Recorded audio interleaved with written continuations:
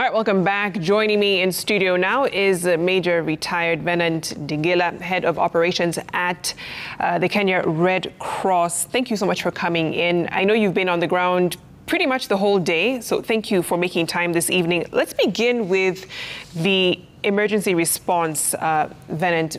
We know there was an appeal for blood put out, was it yesterday? Yes. And there is such an influx of burn injuries. What's the state of treating those right now? Yeah, thank you, and thank you for having me today.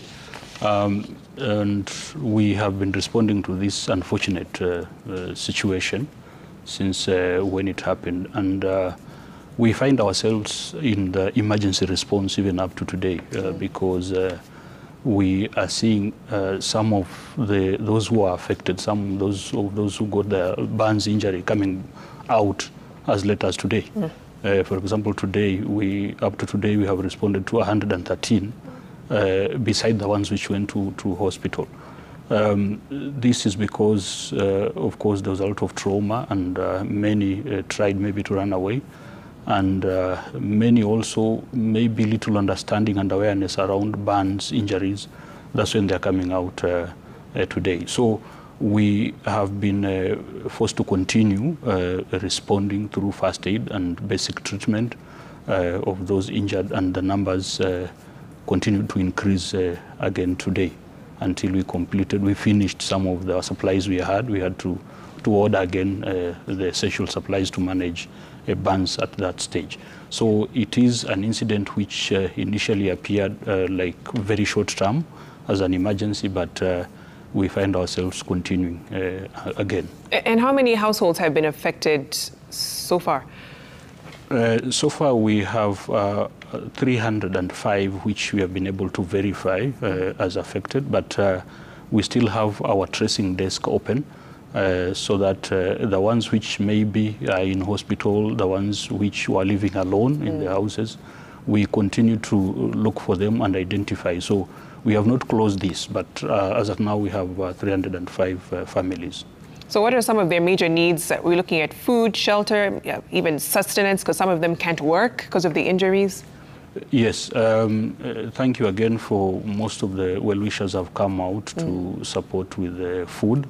And also one of the other immediate needs was shelter, of course. And again, thank you to the county government. They have given some shelter, the social hall, where we are able to put them up for these few nights. Yeah. But as we look forward, we have a lot of needs. We see a lot of needs around livelihoods because most of them, again, nobody was here having a farm. They were farming here. Most of them are working, right. And a bigger number is the adults, so therefore a bigger number have lost the breadwinners.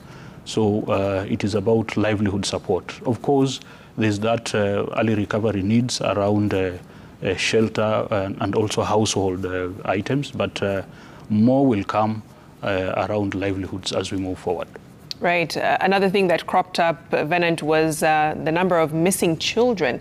So I know the Kenya Red Cross has been involved in reunifying them with their parents. What is the status right now? As by yesterday, we had a big number of children who, again, found their way into the School of Aviation. Those ones, we managed to link them back with their parents, those who are 21. But we continued, our desk continued to receive the numbers. As at now, we have 14 which were reported, but we have managed to link back 5, and we have closed those ones. So we still have the 9 which we are continuing to link them. And again, a number of them are children, yeah. But the processes which we are using, we hope we are going to link them back with their families. Before I let you go, and we were talking about this during the break, you were actually with the Red Cross during the Sinai fire tragedy. How does this compare? Because these are similar in terms of scale. How does this compare to the Sinai fire? If I talk about what we did as Kenya Red Cross, as a first response organization, they compare very much because of the impact around the level of trauma and also the suddenness of the occurrence. And again, it occurred in a residential area where the families feel the most, or rather, in the safest place. But the disaster follows them there. So you find that the level of trauma for those who are affected is high, and affecting therefore even the initial and basic coping mechanism, and also again the recovery. Even a normal person will still need some support to have the basics about recovery. And also now the numbers in terms of the affected. Of course, Sinai, we had a bigger number of fatalities. Right. If I remember well, it was 119. This one had more injuries. Sinai had less injuries and more fatalities, but still it is still the same pressure on the responders because of the suddenness of the incident. And then again, the environment because this is where most of them had their houses. This is where most of them had their little children. And then also the affected community. You find that most of them are the ones who don't have alternative livelihoods. They don't have alternative shelter. Right. Once you destroy that shelter, then they'll have a lot of challenges. So those are the similarities, and that is what we are forced to deal with even in this one.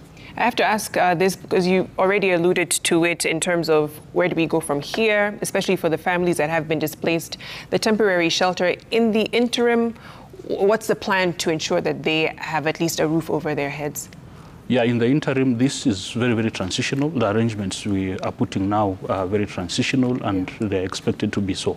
So we are trying to work, of course, with the national government and the county government to see how we can be able to support them transit to a more permanent shelter. Most of them are tenants, so we are moving towards supporting them maybe with rent to seek alternative accommodation. But also we are looking at supporting them with some livelihood or some way of triggering recovery around livelihoods, because a big number of them are also doing small-scale businesses. Right. Thank you so much, Venant, for coming in and painting a picture of what's happening on the ground. Certainly a story we'll be following in the next few days and weeks. Let's take a short break here on Citizen Weekend.